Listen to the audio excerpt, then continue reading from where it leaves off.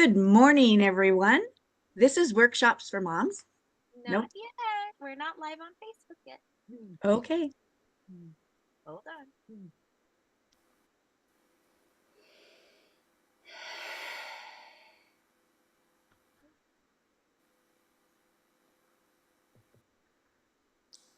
All right. Good morning, everyone. This is Workshops for Moms parenting panel for November 2024. And we're so glad to have a wonderful speaker talking about how to have success when your child is diagnosed with ADHD. I'm Tracy Cheney, and I am a teacher of many decades. And so I've really seen the rise of this in school kids. And it certainly has affected probably every classroom that I teach. And being an art specialist, I see a different group every day. I mean, all periods during the day. So I see a lot of kids. In fact, being in an elementary school of 1,100 kids, I see a lot of children really struggling with this, and parents too. And Ren Roberts, thank you for running tech this morning with us, is an entrepreneur. And a lot of you know her through her program FFJ, Financial Freedom and Joy. And she works with, helping you use everyday technology, which that's what we're doing today. And that's what she's really good at, helping everybody learn how to do. And, at Workshops for Moms, we are here always with a topic of interest to moms, things that we hear, we know that you're dealing with, and we love to bring other moms into having a discussion. And that's what we have today. Marjie Hadad is an international speaker. She is a global public relations expert, an award-winning TV producer, a best-selling author, but most importantly for our discussion today, she's the mother of 3 grown children. Now, she speaks worldwide on how to use public relations skills to problem solve more effectively and create a healthier work-life balance and inspire those around us to be their best selves with confidence, resilience, and respect. So with Marjie and her background and what she does as a living, she's going to talk to us about parenting 2 daughters who were diagnosed with ADHD. Now today, both young women are thriving in the medical field, but we're here to learn how this family dealt successfully with ADHD and didn't let it stop their daughters from achieving their dreams. So welcome, Marjie. And I want to say that your daughters have given permission for us to talk about this. This is true. I always get my children's permission to talk publicly about any stories or experiences that they have had. I feel that it's very important to do that so that we're all on the same page. And this also gives me an opportunity to ask them questions, and their answers are things that I'm able to share with the audience to hopefully help anyone else who might be going through the same thing. And we are just so glad to have this story, because what we have is parents who are dealing with it right now, and you're on the other side of it. And so we're really interested in how, one, to think that there might be a reason to get a diagnosis, and two daughters. And are they your only children, or do you have another child in the house too? I have a 3rd child. My oldest is a son. So I have 3 kids, 27, 24, and 19 currently. My son is wonderful, as the girls are. He is not diagnosed with anything, like in terms of wiring, if you will. The girls, years ago, ultimately both of them were tested, and the findings were conclusive, which gave us information on next steps. If you don't have the information, then you don't know what the proper next steps are. So let's talk about first, let's try to identify this. Let's talk about ADHD.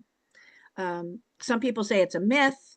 Some people are saying it's a disorder. It's like you were just saying, kind of like a wiring disorder. So it seems like you have a collection of symptoms.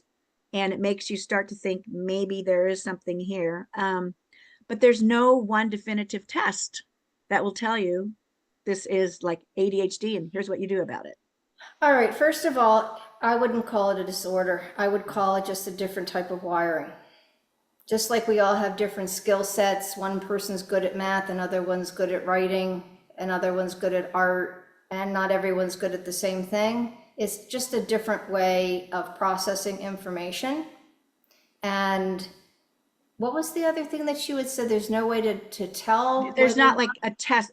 We give you a test and that tells you have ADHD and here's what to do about it. Well, both of my girls were tested, so I would actually argue the opposite of what you just said, because both of them went to a psychiatrist, a leading one actually, who happened to be in our neighborhood, and she tested them.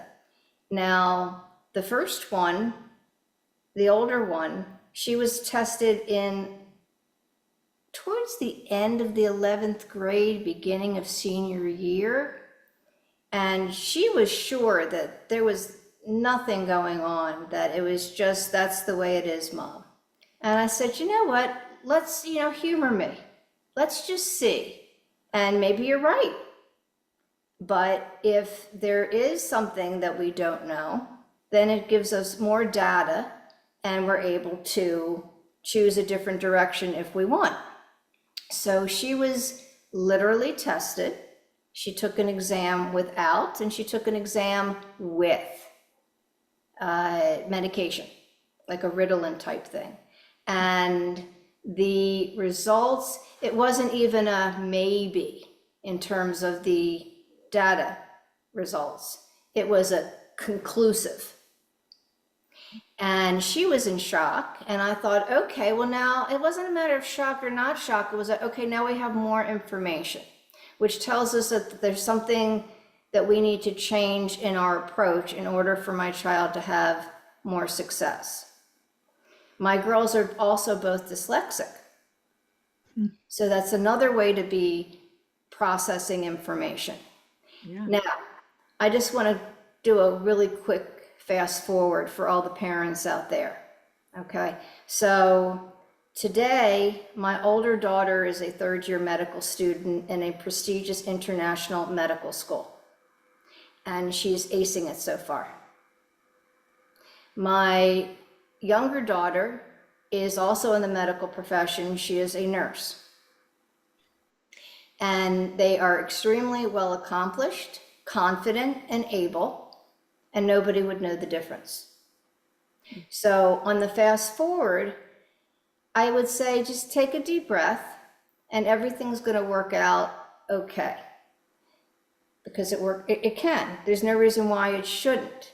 But it's how you approach it and how you support your child to guide rather than criticize, and to be really, really patient, and to understand that in certain cases, it's not about getting the A on the exam. It's about doing better than you did before. What was your reasoning to go have the test? What had you been seeing things from childhood? What was the impetus to feel like I think there's something bigger going on? With ADHD, there is an urge to always be moving. You're never just sitting and doing nothing. Now, what do I mean by moving? Well, maybe you tap, maybe you do something with your fingers, maybe you bite your fingernails, or you scratch your head, or you play with something. You always have to be moving. Maybe you have a piece of string, or I don't know. You always have to be moving. You're never just sitting or standing still, no matter what it is. And it can be like so minor that you don't even notice, but there is movement going on. And in terms of dyslexia, if I can throw that in, like my kids would prepare for test, and they would study, and then they would go to the test, and then they would come back with less than impressive grades. And I asked the teacher, one of the teachers once, I said, with the older one, I said, what happened? It's hard for me to believe that she didn't do well on this because I quizzed her and she knew all the information. She said, well, she gave me a beautiful answer, but to the wrong question. So I said, have you ever considered reading to her? Read her the question. So the next test, she read her the question and she got like a 95 on the test. Like the first test, she got a 65. The one where she read the test, she got a 95. And then when she took the state test at the end of the year, because they would read her the questions, you know, from the computer, and then she would have to answer, I think she got a 97 on her state test. So that made a huge difference. Now, I asked both of my kids, if I can read to you. I asked the older one, I said, what would be your advice to others? And she said, to use it to your advantage. It may seem like it gets in the way, but it just means your head is wired differently, and that gives you a different perspective and talents. And not let it determine your success. A lot of people excuse their failures with ADHD, but it's a matter of discipline, in her opinion. And I said, well, how did you use it for your advantage? Can you be more specific? And she said she learned to find shortcuts that would make room for more creative problem solving and to be more resilient. And she said she thinks that ADHD allows her to hyper focus during high stress situations like a medical emergency. You can take in a lot of information simultaneously, which can be overwhelming, but still helpful when reading the body language and social cues of people you're talking with. So I said, so shortcuts, what do you mean by shortcuts? She said, well, she scribbled in class to focus on what was being said. She wasn't necessarily taking notes, but to concentrate. Remember I said you always have to be moving, you always have to be doing something in order to stay present? She scribbled, she would doodle, and she would make sure to be an active participant in class. She said that way her mind wouldn't wander off, and she would decide on a rough schedule for the day so she didn't get distracted. So she would timeline her day, she would calendar it, so that each of the things that she needed to get done for that day in terms of preparation for class or for a test, she would check off the box to make sure that she had done that. And in order to keep her concentration, she would doodle or participate. She said that helped her, and she said that when she really needed to get her focus and study, she would take the medication after she was tested and then clearly diagnosed with the ADHD, because then she understood why she was having trouble focusing and concentrating at home to study, and the medication made all the difference for her. What's interesting to me is that she'll take the medication to study, but she won't take the medication to actually take the test. Interesting. Because it's a different mindset, and she's able to be 100% there, because right now her tests, they're written, but they're also verbal. They're oral tests. And she feels that it's better for her off the medication to take the test, but when she needs to really focus and zero in on getting a lot of information into her head, then the medication is extremely useful for her. And we tested different medications for her, whether it was a Ritalin, which is 4 hours, or a Concerta, which is, I think, 8 to 12 hours, something like that. And they all have side effects. So you have to test to see what's good for your own child or good for you. She has settled on something called a tent, which has the least negative side effects for her and produces the same concentration level. So let's talk a little bit about medication, because I see parents all over this. Yes, I want it. But what I've noticed, with some parents, they feel like that is interfering with their child's creativity, and that a lot of gifted kids get medicated. I mean, it's because there's a lot of energy. It's hard to say, well, that's ADHD, or that's just being a creative individual, and you are, generating ideas, and you're just involved with all kinds of things as a creative thinker. Um, and the thing is too, noticing at the elementary school when children are placed on medication, it, that is designed to kind of wake up what's sleeping, but it changes when they're a teen. And I noticed this in grad school, that the kids that had been on medication for their life practically were finding now it was acting like it was an upper, it was, I don't want like speed. And some of them were selling this to their classmates as, that kind of a drug. So it changed when they're a teen. And so it's interesting that your daughter has figured out how to use that as a teen, because what I see too is teens wanting off, or they are, they don't want a stigma. They don't want, anybody to know this. So, I mean, it's different with every child. So it's interesting how she's using it. But when you talk about side effects, could you just say a little bit about that? Is it depressing? Is it like making it, what is happening with the side effects to be aware of? It depends on the medication, but the various side effects that I've seen her experience: depression, sadness, lack of appetite. I hear that with kids saying it doesn't make me feel good. I don't feel good. Short fuse. After a while, you get tired from it at the end of it, that kind of a thing. And what she would say to herself when she was taking the Ritalin or the Concerta in high school is she would have to tell herself, I'm feeling sad, but it's not real. It's actually this medication induced. So it's a short-term feeling. Use it to concentrate. I know I'm sad, but I'm gonna absorb all this information, and then this will be over.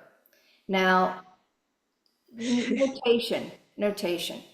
You have to weigh the pros and cons. And like anything else, you don't want to abuse it. She did not take it every day. Mm-hmm. She took it when she felt she needed to get extra focus to study. It's I want to make important. sure, oh, sorry, with parents, this is not a knowledge disorder. It's a performance. I mean, we're okay if we don't use the word disorder. It is, or a dysfunction. Wiring. It is. It's just a wiring. It's just a different, Okay. it's a different way that your brain is wired, and it's got nothing to do with intelligence. So you can, if you can't concentrate, you're not going to be able to absorb the information. You need to get your concentration. Now, let's flip this for a second to the younger one. The younger one was diagnosed in elementary school, because after there's a 5-year difference there. So here's the older one in high school, the younger one's in elementary school. She's struggling, and so we had her tested. Again, just to get information. There was no judgment in it. We don't judge in our family, at least. And we said, let's just see what the story is. And again, conclusively. So she was prescribed something, and she's not into medications, and she has a very fine sense of smell and taste. And this thing did not taste good to her. So I would put it in what's called a white cheese here. It's like a variation of a cream cheese, but a little bit thinner. And she would take this, but then one morning, I put the half a pill or whatever she was supposed to be taking into something that I thought was the white cheese, but was actually a cooking cheese.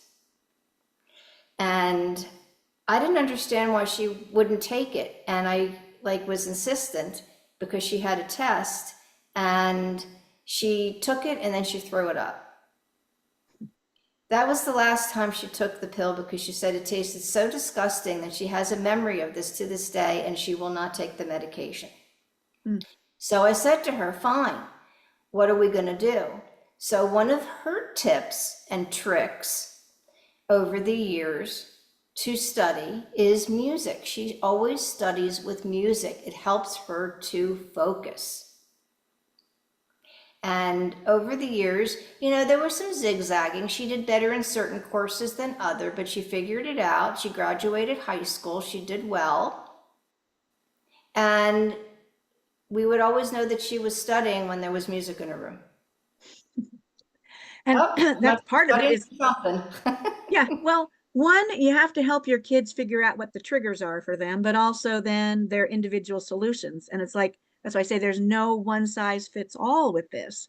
But sometimes, and tell me what you think about this idea, some, especially as you get into high school, I mean, there are social triggers and there's all of these kind of things that can set you off and make you feel, I mean, teenagehood is difficult as it is with so many of these factors. And then you have this.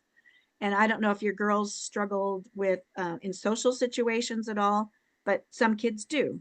And, or part of ADHD, I mean, there's three things that you're not regulating very well, and sometimes it's emotions.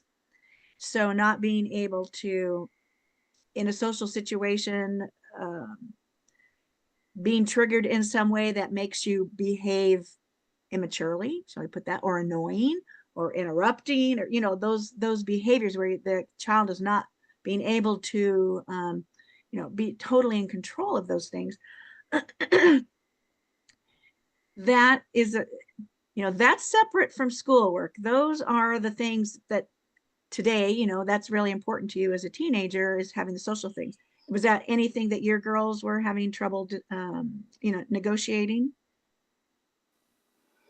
Sometimes, I suppose, but not any more or less than anyone else at that age. It's not Mm-hmm. necessarily related to ADHD, I would say, as much as it is to just that age group. It is that age group. That's true. Yes. But Yes. if you are, as a parent, is one of the triggers, does it just, makes blow ups and things happen, and trying to, dial that back and help them. I mean, we say the kids need lots of understanding and patience and love, but so does the parent. This is a challenge. It is a huge challenge. Look, as parents, we need to give roots and wings. We need to establish borders and not care about being our child's friend, but more their parent. To understand that sometimes the best communication is visual communication rather than verbal communication, meaning I would go quiet. Like if there was a temper tantrum of some sort, or a lot of pushback, or choice words that were not pretty, Mm-hmm. oftentimes I would just not say anything and I would let it just fly by, understanding that these are teenagers and teenagers are going to kind of do their thing. One of my favorite lines is from a musical called A Chorus Line. I don't know if you're familiar with it. Yeah, but I There's a don't know the song line you're going to say. There's a song called Good. There's a song titled "Goodbye 12, Goodbye 13, Hello Love," and one of the lines is, "Too young to take over, too old to ignore. Gee, I'm almost ready, but what for?" That's a teenager, Well, ultimately. yes, we do know that. Um, and it just can, it's like, what's normal teenage behavior, what is beyond, and is the ADHD. So when we're talking about discipline, now you're going quiet to get their attention. um, it seems like you have to set pretty, now as a teacher, I'm just saying this, it seems like you need really firm boundaries. And what you cannot discipline for the ADHD, it's more like, okay, behaviors that you're doing deliberately, or, we've established the rules, you've been part of that, you violated that, there's a discipline issue. So we have to, as parents, and, and I have to say, in a busy classroom, it's pretty hard to differentiate sometimes on, is this, is it the ADHD, or is it you just decided that you're going to, not follow the rules, and then have the consequences for that behavior, trying to separate that away from the ADHD. Well, it depends on what the student, excuse me, it depends on what the student's doing. You know, there's certain, if you're asking an a kid with ADHD to sit still and not twirl their hair, good luck with that. That's true.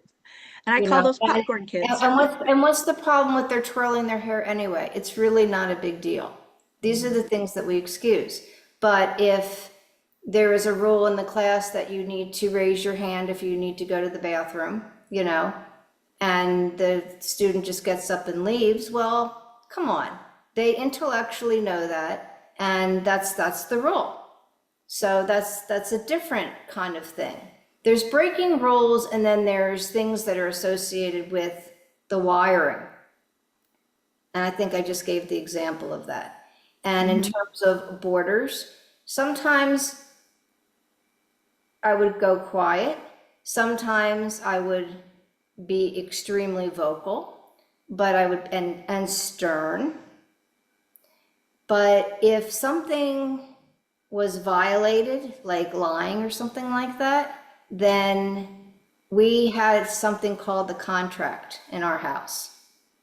Just like at work, you sign a contract and it is defined what your job is and what the compensation is. And if you don't do the job, then what the penalty is, whether you lose your salary or you're fired, right? We all have contracts. You had a contract as a teacher? Mm-hmm. Yep. Okay, I had contracts in my public relations business with my clients. And I had a contract when I was a public relations person at a big agency. And I had a contract when I was a journalist. So I brought this concept home, and I would sit with my child if they violated a rule, they broke a rule, or they did something that they knew darn well they shouldn't have done. And I would say, I want to hear you out. Tell me your side of the story.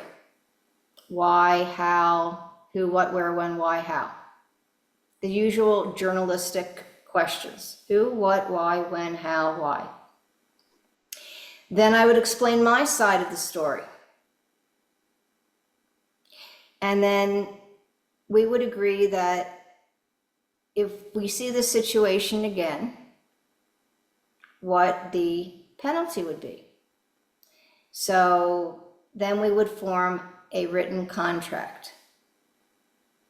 And it was documented what the expectations were and what the consequence would be if the expectations were not met. And the consequence was chosen by my children. Mm-hmm.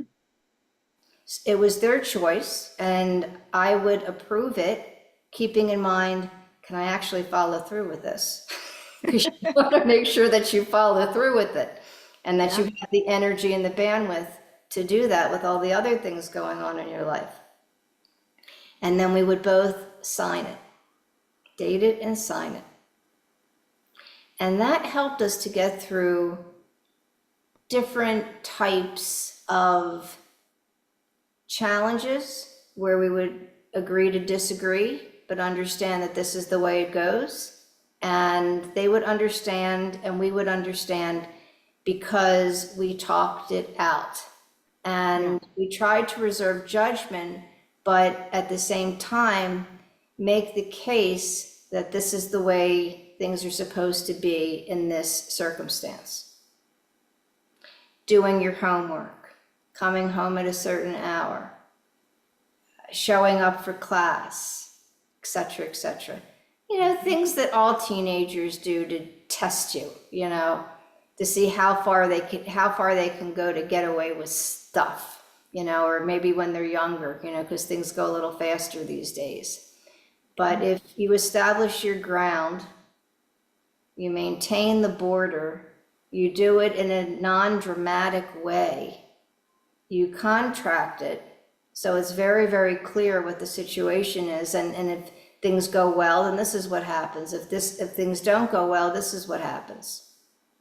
So the child has full control. They get to decide how they're going to behave moving forward. And it sounds like your daughters were agreeable with this. I mean, if, you know, again, we're talking about teenagers, but not just teenagers, but kids just acting out and feeling like there's no consequence, or I will fight you on this. And where do you get a hold of that as a parent if the child is just really pushing the boundary on something that you've already agreed on, and it just keeps happening? Now, is it the ADHD where they're that inability to either, not having inhibition controls, or um, those kind of things, or it's just, I don't want to do it. I may have agreed to it, but I don't like it. I think that's teenagerhood. I don't think that's so much Yes. I don't think that's so much ADHD. Again, ADHD is when you're constantly going like this, or like this, or something with your fingers, or you maybe, you touch your eyebrows, or you're constantly jumping around, or tapping your foot, or getting up and walking from one side of the room to the next because you have to keep moving. Something like that. It's not something consequential. It's just you have to keep moving. Sometimes what I would do if I saw somebody moving, one of the kids moving their hands a lot, I'd say, okay, I'm going to show you. So here's the dial to the TV in our house, right? I'd say, you really want to hold this dial. You really want to hold this dial. And then they would hold the dial, and it gave their hands, it occupied their hands, so that they would stop moving, because we all might be watching television and this stuff was distracting me. If they hold the dial, then they have something active to do that wouldn't distract me. That kind of a thing. But Yeah, it's not that they are trying to be inattentive or in any of that. So I think calling the attention and giving them something to do sounds like a good remedy. Um, I'm curious about with your daughters, what I see sometimes. Some of these things have surprised me, and I think now, oh man, if I'd known this a long time back, I would have done a better job, you know, in dealing with kids. Um, Something I have heard now quite a few times called time blindness, in that you don't have a sense of, you know, really we say the project is due here, but there's not a sense of that. And I work with somebody who, I feel like she does have this going on, but you can't really discuss it too much. But time just doesn't exist, or until we come up really to a deadline. It's like, now, I mean, the meeting is going to start and we don't have anything ready for it, kind of things. It's always pushing on a deadline seems to be what gets things going. Did you have this issue about time with the girls? sometimes the kids would like to study at the last minute, and they would read the information, it would stick, and then they would do fine on the test. Mm-hmm. What I'm seeing now, and I'm so excited about it, is both of my girls' timeline, their study schedule, literally day by day, hour by hour, so that they have a plan when they have a ton of information they need to cram into their brain, or they have, certainly in medical school. And in high school, in her senior year, when she understood that her wiring literally was different, then she started to timeline and time manage accordingly, whether it's in a written calendar or whether it's in the phone with an app. And they would set reminders for themselves. You need to look at this now, you need to look at that now. And my youngest one also does the same. So to their credit, because they're very visual, they, interestingly enough, are all really good artists. Not unusual. Doesn't come from me. That must have skipped a generation. So they're all really good artists. They're very good drawers. So That is excellent. yes, and they're very good visual learners. So that's another thing, which is part of their superpowers. So what I would suggest is if your child is diagnosed with ADHD or dyslexia, to literally document it with them. Whether it's physical or whether it's in a phone or with an app or a computer on your electronic calendar, timeline things and have reminders so your child knows, okay, now it's time to do this. Again, no judgment, no pressure. It's just kind of, this is the way it is. This is how we do stuff. When it becomes part of your regular routine to do these things, it's not such a big deal. You just do them because you know at the end of the day, it's going to help you achieve that success you are seeking. That's right. And that's being organization, having organization, because that's part of this is we hear the term, and I guess we can talk about that for parents. I didn't understand what it was, executive functioning. We hear that term associated with ADHD, that you're not having, executive functioning is not, Okay, let's back up working for in the just a same way. second. Let's define that word. It just kind of throws you off. And then what is it? Well, it's thinking is what is what it actually means. But All right, so as executive thinking is being able to see the end product and reverse engineer it. Okay, how do you get to your end goal, short, medium, or long term? And we always want to put it in the positive, not the negative. We wouldn't say, let me rephrase. We would say, this is what we need to do rather than this is what we shouldn't do. We need to show our children how to, show them the way rather than show them what they're not doing right. Showing me what I'm not doing right isn't going to help me. What's going to help me is if you show me what you have in mind in order to help me get from point A to point B.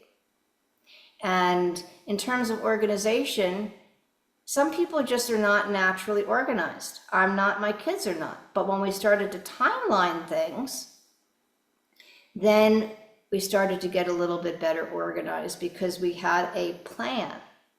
And originally I would help my kids to timeline to a point where they could take it and do it themselves, because ultimately it's really great. It's a really great feeling to have control for us and for our children.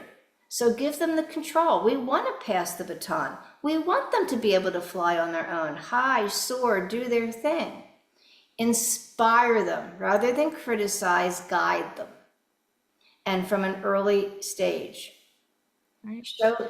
Point out what they're doing right, show them how to do something that you would want them to do differently, timeline things, and teach them, which is what you are. You're a fabulous, fabulous teacher. And I think that it's very challenging to have to guide all those little brilliant minds in your class with all the different personalities and to try to figure it out. It's a cut of fabric that I have the greatest respect for. I can tell you I couldn't do it. Well, and here's part of it. And I would your kids are visual learners, but sometimes what I'm told, you hear from psychologist or the parent comes in and says, okay, this room is too distracting for my child. Well, an elementary classroom is basically a pretty colorful, very busy piece, but that is inhibiting the child. So I actually would have a little space, a little desk. If you were just feeling like this was way too much for you, I'm not going to take it away from the other kids. And also it's kind of my personality anyway. But just a word wall, every time you learn a word and they, stick it up like in the first grade classroom, that would be too much visual because the room just gets packed with stuff. So if it had a space, it had nothing, it was just blank. You could sit at that table, there was nothing there. If that helped you focus. But it is difficult when this is not a, one size fits all kind of a situation.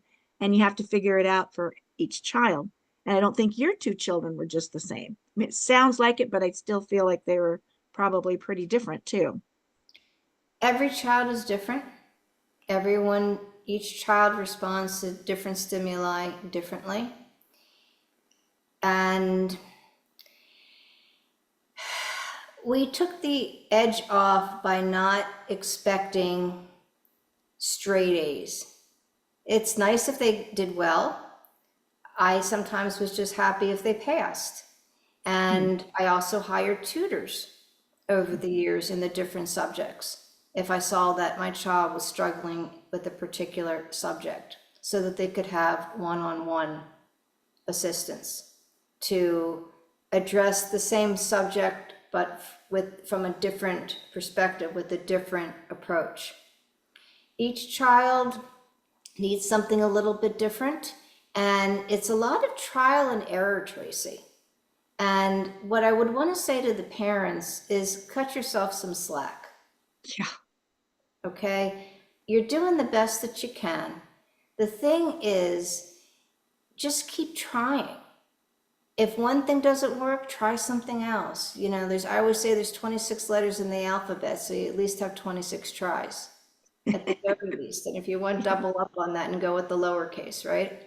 So it's okay. As long as there's love and respect and your child knows that they can come to you without judgment and that you are a safe place to share their concerns and their frustrations, everything will work out eventually.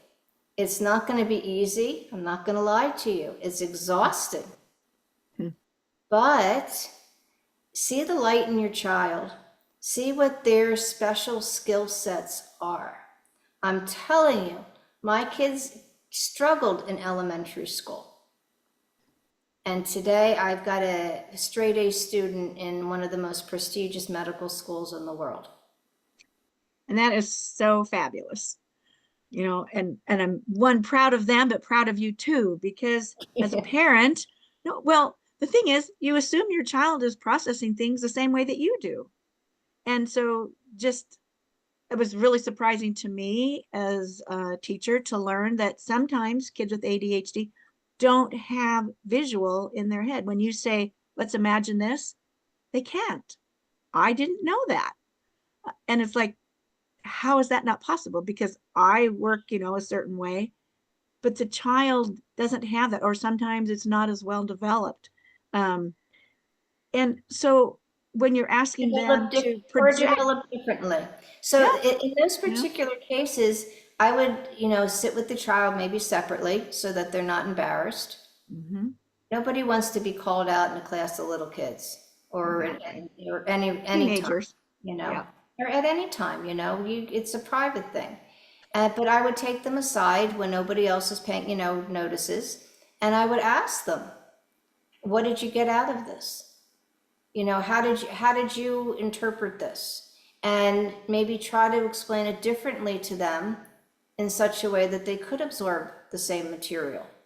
We just have to understand that not everybody processes material the same way. And that's okay.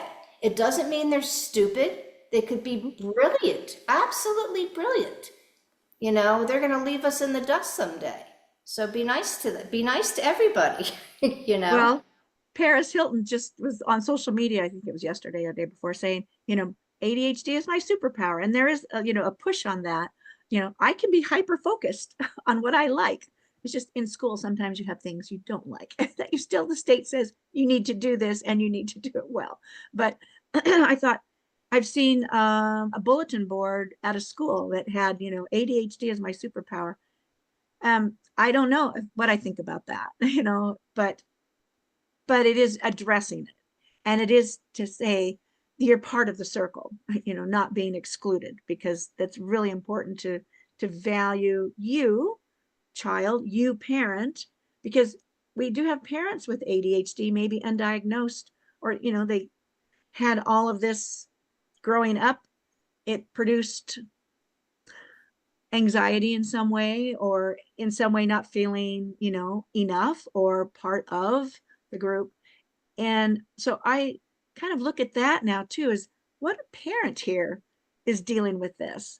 Just like I was saying, talking, you know, about a colleague, uh, okay, we can't address it, but I'm aware now of things that are a problem.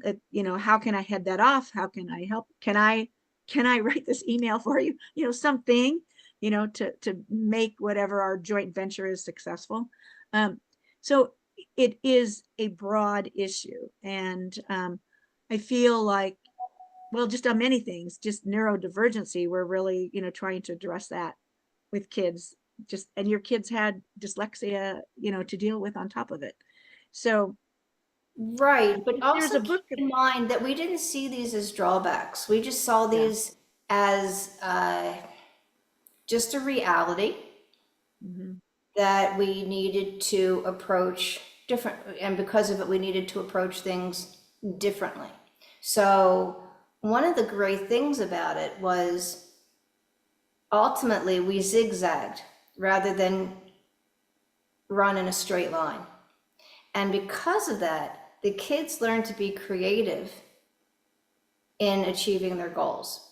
They also learned that if they didn't get it right the first time, they just needed to try again. No big deal. Trying again and resilience became an underlying factor for both of them because we all knew that it had nothing to do with intelligence. All three of them Right. are intelligent. The question was, how are they going to achieve their goal? And if it didn't work out with something they were trying the first time, they tried and tried again using different approaches until they were successful.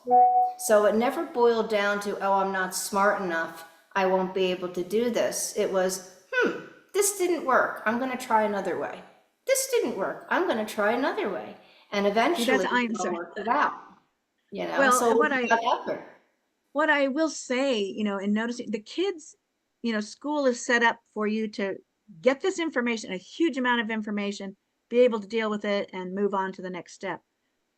But the kids that have to really work at it, I just feel they have so much success and have success later in life. And we've gotten like, we all A's and we kind of ace this stuff, but the kids that have to work at it, I feel they internalize it. They're not skating along on talent or ability, but they have to work. And that produces great results. And if we can back up as parents and not put so much pressure on the grades, but I realize, it's kind of where we are, um, it and take that off. It's like we had said, I think our daughter had said something, I don't know if it was calculus, I don't know. It was like something I never even took. It's like, I don't think I'm going to get an A on this. It's like, you pass it, that's great. A B, you fantastic. You know, so I we're just in this thing of one school high pressure, the other side, wanting to have the high grades, but to realize that just is not going to suit a growing part of our school population. And in a lot of districts, or sometimes kids don't even get tested till third grade. And we've been saying since kindergarten, because I can tell when a kindergartner comes in, having taught thousands of them, whether you're ready for school or not. And, we've pushed all the grades down. So, what was first grade is now kindergarten, with the expectation on 5-year-olds to be able to write and, do all of this stuff that we would be giving them a lot more time. So there is a pressure on that. And sometimes, I know you cannot make kids learn something they're not ready to learn yet. If they're not there developmentally, doesn't matter. You can't be beyond that. So Or in the case I, of dyslexia, yeah, where your B's and D's are reversed, right. or Or you the don't, words are floating on the page. We had at one or school where I something was, we had an excellent, reverses. yeah, an excellent reading specialist, and she just started putting different colors over the page for the kids. And my gosh, the dyslexia straightened up. The floating words when she'd test and find the right color, for the child. So you'd see kids reading with all different colors of acetate, What I and did, just that worked. what I did when the kids were in elementary school is I sought out a tutor, for general education, but Mhm. who had a specialty with working with dyslexic children, Yeah. so that they could learn the material using her different approaches and tricks and tips and that kind of a thing. And the two of them went to this woman for years. And she was helpful to a certain degree. And they felt like they had support and they adored her. And it was an opportunity to share whatever they wanted to share with her, and for them to learn the same material and to get some support. Again, everybody does things differently. Everybody absorbs material differently. We just need to be patient and find the right support systems. If you have a cold, I don't know, if I have a headache, I take a pain reliever. I don't like to suffer. If your child has ADHD, then perhaps the medication will be useful for them, but choose one that works for them. You don't have to take it all the time. It's whatever works for you. Figure out what the right pattern is and use it to help you. There's such a thing as too much. When the older one was taking the Concerta and she was in her state exams, one of the subjects that she was really, really good at was chemistry, still is. And she studied with the Concerta and she took it like 4 days in a row. And by the time she got to the test, she was burnt out and her brain went blank and she bombed the exam. So the bad news is she bombed the exam. The good news is she learned how to be more strategic with her medication. Better to do it in a high school exam than doing it in a college exam. Exactly. Or when you're trying to get into a medical school or in medical school. So it was, I just said to her, she was really bummed out. I said, look, may that be the worst thing that ever happens, because you graduated, you got a good grade in chemistry because she was wonderful. Like she aced all the tests for the year. So it all balanced out fine. But I said, I'm glad that it happened now, because when it really counts, when you really need to have your A game on, you've already been through this scenario and you know what not to do. Exactly. So that was fine. And the little one's 19 years old. The little one she just turns on the music. Yeah. Or she'll go out for a walk to get her head on straight. The older one takes it when she needs it. But like I said, it's not a regular thing. If she finds herself in a situation where she's 100% quiet and she's got her concentration on, then maybe she won't take it. So it's really only on an as needed basis. Mm-hmm. It's not I have to take my medication. It's nothing like that. It's not over the top. It's responsible is what it is. And it certainly is a challenge. I have to say, 2 grandkids, very, very resistant about it. And so if they're resistant, then fine. So find another person. Maybe try the music. Maybe try the doodling.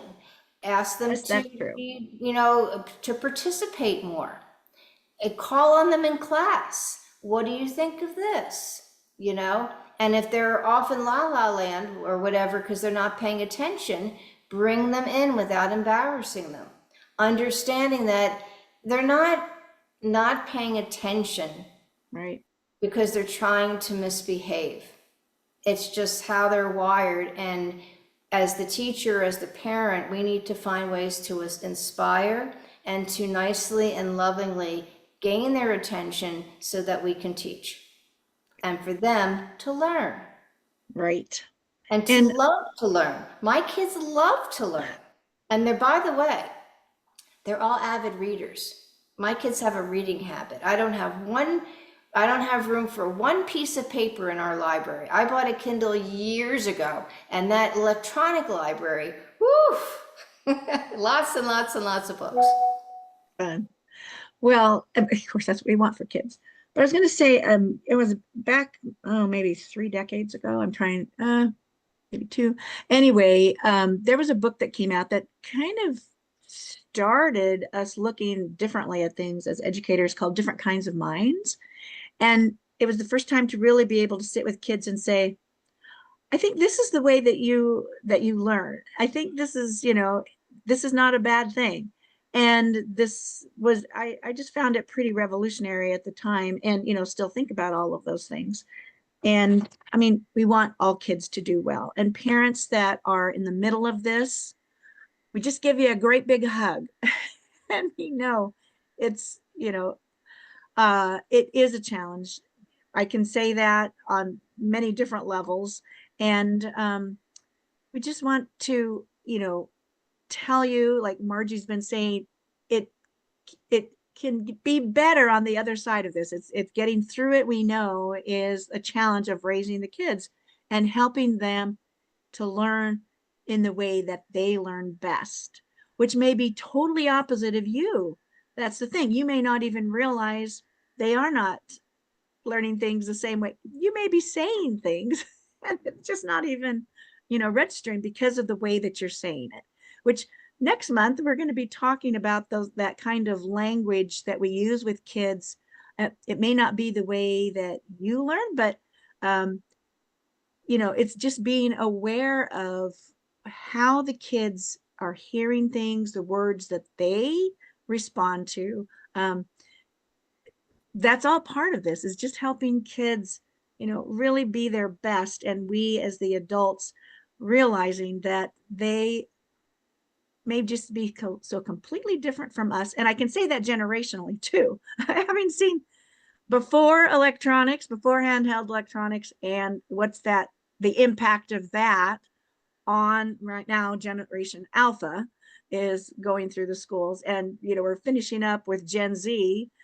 And Gen Z's, the high school freshmen right now is the end of that group that were the first ones to have, full digital their entire life. Now we've got babies with handheld electronics. And this makes me crazy, but because that affects the wiring too. That affects how things are developing, I'll tell which you is of something. concern. You want to hear something kind of cool? Okay, tell me. I love this. My girls came home with one came home. They both have Polaroid cameras. Talk about things going around and coming around. Things come back in Yeah, style. granddaughter. Yeah, that The age, 22. Polaroid camera's coming back. Yeah. And my older daughter was recently on a trip and she bought a proper like film camera.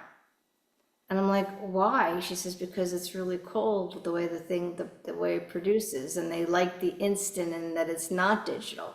So it's very interesting to see that as time marches on, what was in style, say 50 years ago, is now back in style and considered modern once again. It's And so funny that you mentioned that. Yes. So 22, 23-year-old granddaughter, Polaroid camera, a typewriter, a phonograph.